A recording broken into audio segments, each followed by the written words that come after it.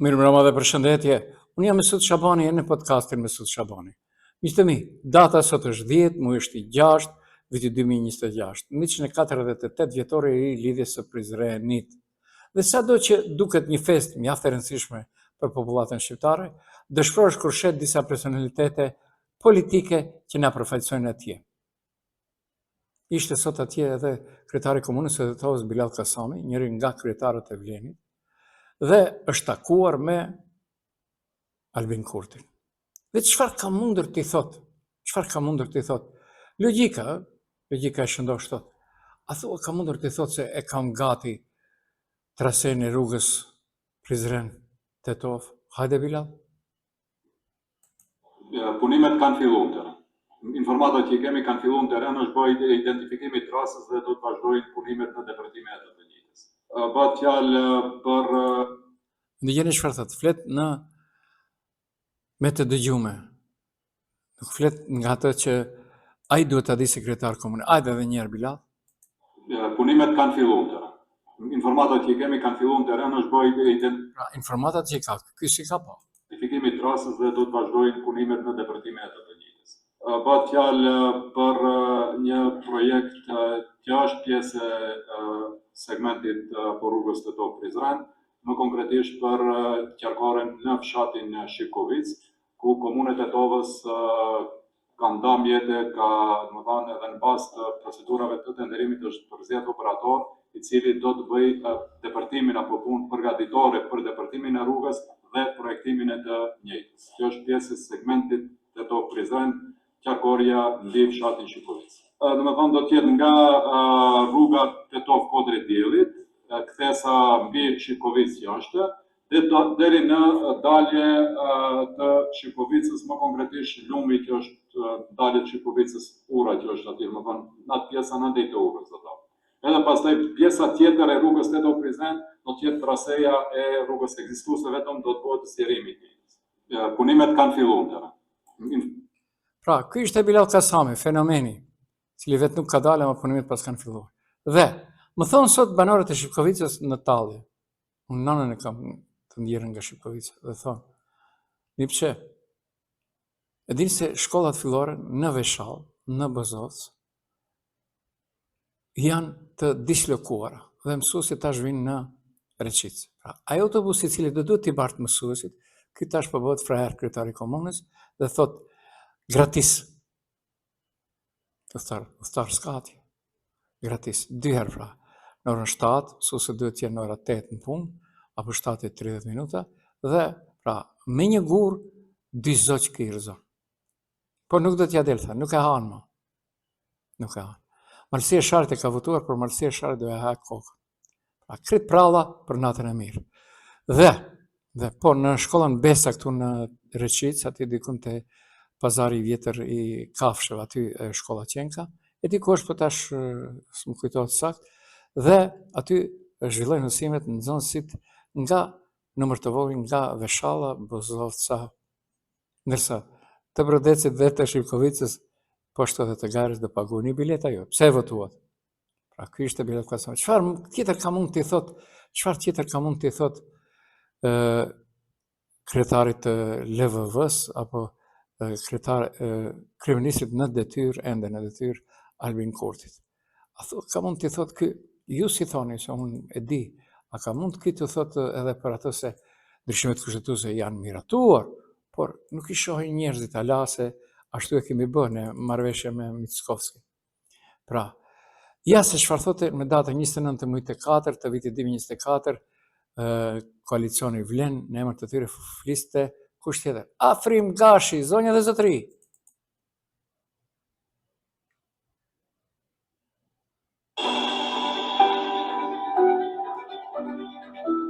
Më duhet ju bëj thirrje të jeni të qetë se është vetëm propaganda ajo se dikush do t'i bllokojë ndryshimet kushtetuese dhe rrugën eurointegruese. Koalicioni shqiptar Vlen është garancë në qeverinë e ardhme se ndryshimet kushtetuese do të ndodhin dhe për këtë do të kemi kornizë të veçantë për masat dhe afatet e zbatimit të këtij detyrimi. Gjithsesi, insistimi ynë është që ato të ndodhin sa më shpejt dhe që bisedimet për atërim bëhet të fillojnë një ditë më parë. Po pra, dëgjuat, nuk e besoni ja edhe një herë. Këta janë garanci se ndryshime do të ndodhin.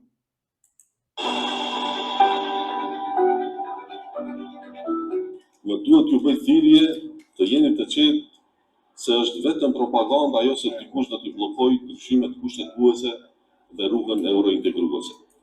Po pra, dhe a disa rahat kemi ndetur. Sa dush rahat. Sepse njësoj ka thonë edhe Izet Mexhiti në 1001 deklarat, njësoj ka thonë edhe Bekim Sali, njësoj ka thonë edhe Bilal Kasami dëgjuat, njësoj ka thonë edhe shumë kusht tjetër. Por, unë mundohem që të gjej diçka shumë interesante nga ajo që e tha Mucunski. Mucunski është zëvendës ministri i punëve të jashtme. Ai po e përsërit dy deklarata. Në vitin 2025 e ka dhënë një dhe prap tash po jep lidhur me atë se nuk ka vend për të bërë ndryshime kushtetuese. Hajde të dëgjojmë 2025.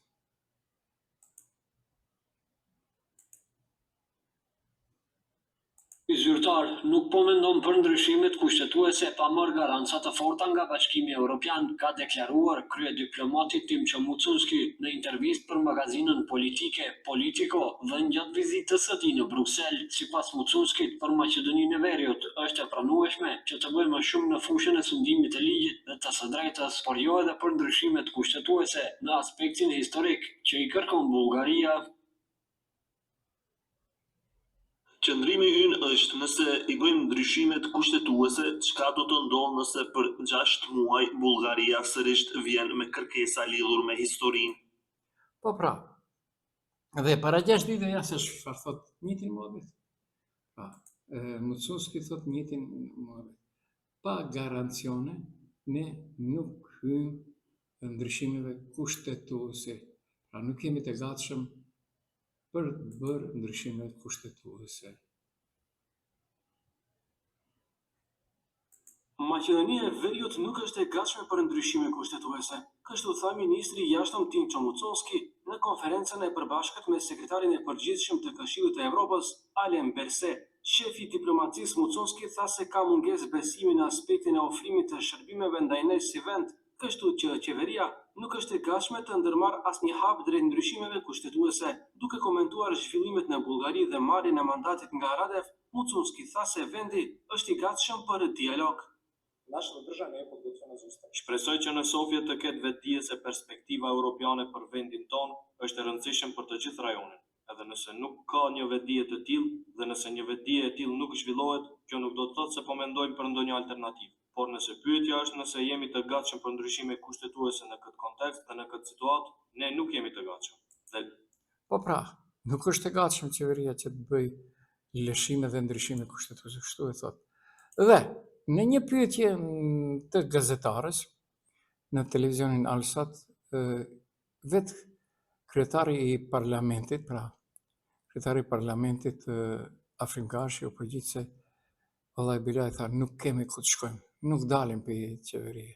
Kujtohet e deklarata e famshme e Ali Ahmedit, ku do shkojmë? Nuk bëjmë ndryshime kushtetuese, por nga ana tjetër ju si vlen jeni pjesë e pushtetit që nuk po e afron, por e largon vendin nga Bashkimi Evropian dhe me deklarata të tilla se nuk do të lëviz asnjë milimetër nga qëndrimi, se nuk do i bëjmë ndryshimet kushtetuese, se mund të pres dhe me dekada të tëra, çfarë porosie ju i dërgoni edhe votuesve tuaj, sepse në pushtet keni ardhur edhe me premtimin për t'i bërë ndryshimet kushtetuese, keni një vit të kuqe deri kur mund të toleroni një qasje të tillë dhe të prisni. Fatkesisht këto procese të rënda kërkojnë shumë mund, angazhim, edhe nuk mendoj se duhet të bëhet betejë brenda etnike apo brenda shtetit për atë se çfarë duhet. Ne nuk e kemi probleme të dalim prej qeverie dhe nëse aludonin në këtë, po a do të bëhen, a ka garancë se do të bëhen kështu ndryshime kushtetuese? Nuk është puna vetëm të vendosin kushte kushtëzime. Po pra, me të drejtë, njeriu vjen në pushtet, dhe si? Mendoni ju se Mendoni se si shta Bilali për atë autostradën që se ka parë, s'ka qenë në vend ngjarje, por flet nga ajo që informata që ka. A dini ku është Tetova? Po. A dini ku është Shipkovica? Po. Dhe Bilali nuk ka kohë të shkoj deri në Shipkovicë. Po. Dhe. Shumë çka është vërtet e kalbër në politikë bërjen shqiptare në Maqedoni.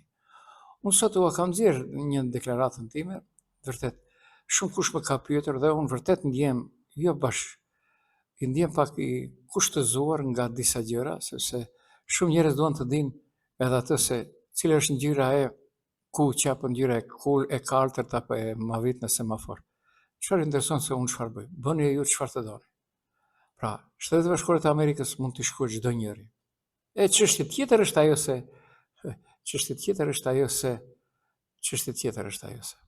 shkruan. Unë i kam shkruar personalitetet dhe nuk të riq. Kam shkruar për Mickovskin, i kam shkruar për Nikolovskin, i kam shkruar për Bilal Kasamin, i kam shkruar për Izet Mexhitin dhe i kam shkruar për Jeton Shasivar. Shkruani ju. Kush u ndal? Askush nuk thotë mos shkruani. Pra, gjithandej vlon Maqedonia nga BDL-kat e partive politike. Por, a thua dhe portalet janë lule që u vije era? Jo. Tash në mbrëmje, filloi të shpërndahet një material, nuk e di kush e prenga, por fillon që të shpërndahen të gjitha portalet që kontrollojnë duke përfshirë edhe inën nga Kumanova, Vleni, dhe ata flasin për shumë çka. Se në takimin Silenovska Davkova dhe kryetaria aktuale në detyrë e Republikës së Kosovës Albin Haxhi është biseduar edhe për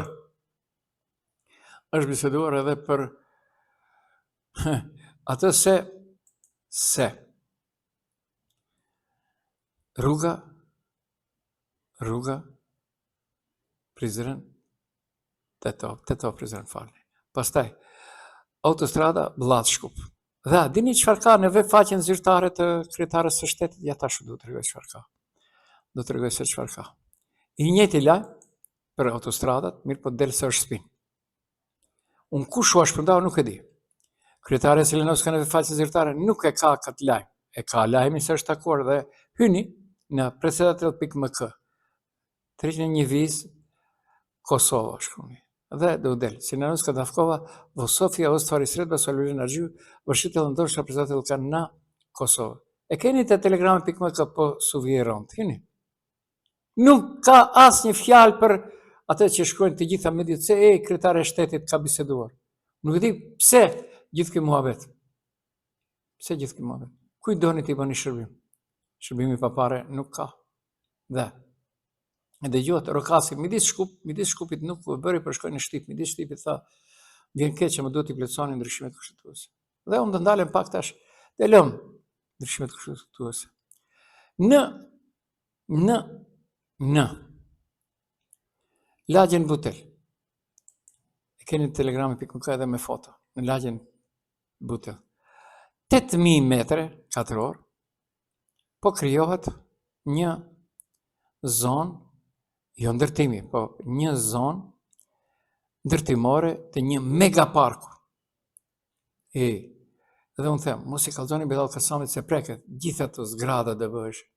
Një zonë e lënë pas dorë në Butel 8.000 metre përshëndohet në një megapark modern. Kryetarët e Bashkimit të Shkupit dhe Butelit inspektuan aktivitetet e ndërtimit. Erën me fotografi. Por Bilali nuk është vetë. Tash them një shkrim tjetër. Kallzoni Bilal Kasamit, nuk është vetë. Ka shok nga VMR me video. Dhe dëgjoni. Lisëdëmëja thotë në lagjen e aerodrom në okazion shitet tokë 2.000 denar për metër katror. Nikolovski, Mitevski, Ristovski, kush është hyrë i marrëveshjen. Dhe kërkohet garancë 2 milion euro. Pra, merrem për 2.000 denar, 2 milion euro. Çfarë nuk ka? 32 euro metër katror. Dhe kur i lexoj këto gjëra, dini pse më dhem.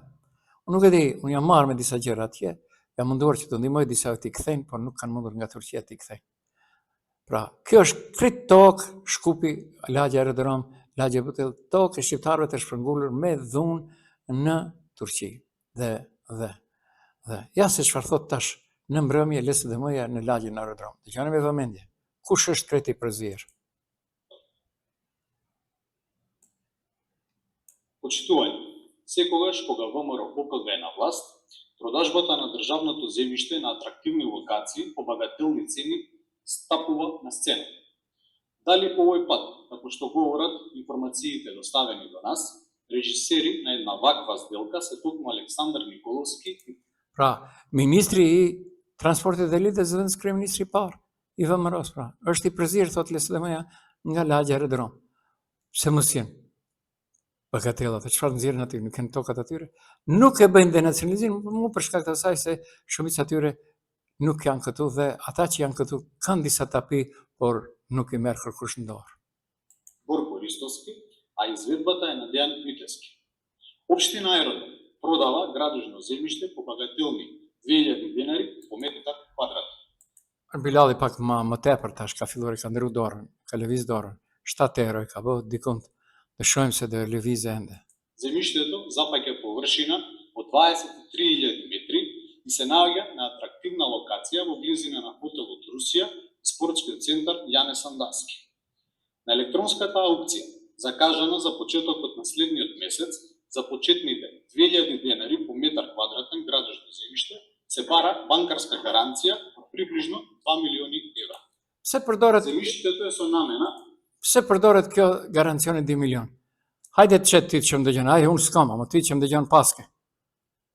Shko, nuk mundish se nëse ta kalon dikush të humben 2 milion euro. Pra, kjo është pastër lojë që të mbetet pushtetarëve. Д3 спорти E kanë bërë në shumë kohë BDI, kush se ka bërë? Kush se ka bërë? LSDM e ka bërë. Pra ta dhe u besoj këtyre LSDM se i din disa gjëra. и рекреација и компатибилни бе намени за комерцијални и деловни објекти и предвидува градежна парцела од 3 земји и 3 ката со вкупна градежна површина од 80.000 метри квадратни. 80.000 metra katror ndërtim. Babaxhan, bravo. Bravo. Bravo. Dhe. Estonia ka dhe hallet të tjera. Ka dhe hallet të tjera. E dini se universitetet sa u bën ndryshimet? Okej, nuk dizon faj kushtrimit, por kushtrimit dizon faj për një pjesë tjetër kur ishte herën e parë ushtrues detyre. Njësoj, Universiteti i Tetovës edhe së kohë nuk ishte në rang listat botërore. Tash, Universiteti i Tetovës dhe Universiteti Nëna Teresë, të dy universitetet që i kontrollon Vleni, kërkun nuk janë jashtë liste, jashtë konkurrence. Në listat e Ballkanit, jo në të botërore. Këtë ka bërë me dije sot platforma Arbor, renditja akademike e Universitetit të Ballkanit, e cila u lansua zyrtarisht në Shkup. Pra, Arbor përfaqëson analizën më gjithë përfshirëse të arsimit të lartë në rajon deri më sot. Renditja mbulon 324 universitete dhe institucione të arsimit të lartë, pra nga 8 vendet të Ballkanit. 33.000 profesorë dhe studiues dhe mbi 19 milion citime shkencore të regjistruar në Google Scholar. I vetë universitet që është dikund, pra, rezultatet e para tregojnë se universitetet në Kroaci, Serbi dhe Sloveni kanë ndikim më të madh shkencor në rajon. Në krye të listës është Universiteti i Zagrebit, i ndjekur nga Universiteti i Beogradit dhe Universiteti i Ljubljanës. Ndërsa nga Maqedonia, diku ka fundi është Universiteti i Shënkërilit dhe Metodit në Shkup. E pastaj, pas asaj vjen ai i Shtipit, po, në disa veprimtari, Universiteti në shkencat humane dhe arte, ndërsa Universiteti i Evropës Juglindor i Shtulit arri rezultate më të mira në fushën ekonomisë, biznesit dhe shkencave. Të paktën është në listë, s'është për rëndësi. Dhe del ajo ministresha e Novska dhe qeshet. Vërtet qeshen me shqiptarët në ligjin për atë që tha jemi marrë vesh në ligjin për jurisprudencë. Vërtet qeshen. Dhe hiç nuk skuqen. Hiç nuk skuqen.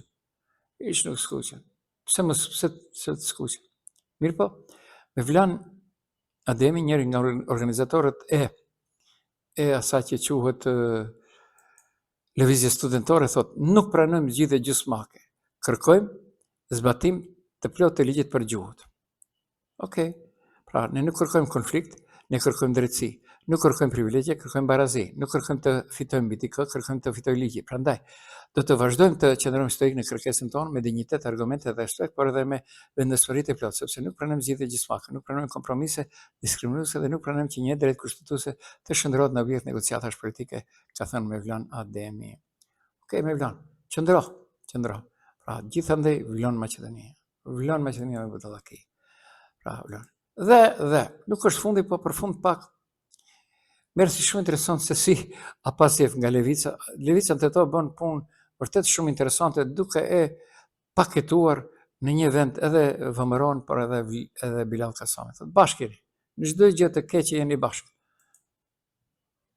Днеска е на дневен ред интерпелацията на министъра за земеделие. Го прочитам вашето CV, пред да възприемам говорът. Родан сте 80-та година, земеделски инженер. И вие сте един от тия примери, където меѓу првите вработување ви директор. 2006-та, на 26 години, ве вработили како директор на Државна фитосанитарна инспекција. Потоа станувате пратеник, подржавен советник, дополнителен заменик министер во пржинска влада и советник во ЈП Паркови и Зеленило. Прво кога прочитав дека 2005 сте помлад соработник во град Скопје, си викам што бара агроном во град Скопје. После гледам, викам, му е најземјоделско на планетата. Цветен, па во Паркови и Зеленило изгледат секиња сте саделе, само тоа ви е искуството.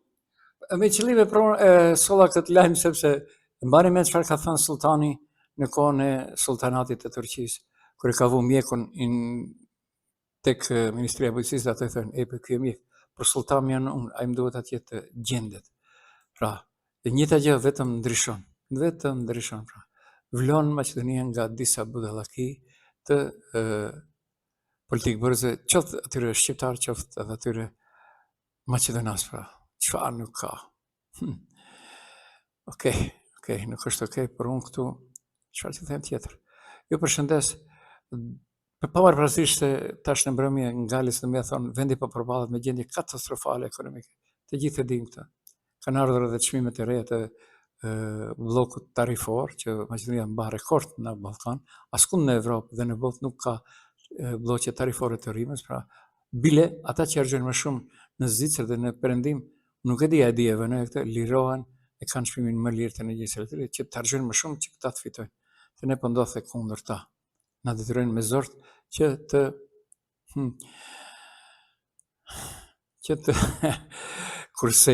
kursimi nuk është nëna e biznesit, përkundrazi. Okej, nuk është okej. Pra edhe njerë, për fund unë ju përshëndes, dëgjohemi nëse të mbrëma. Ishit me podcastin Mesut Shabani me Mesut Shabani.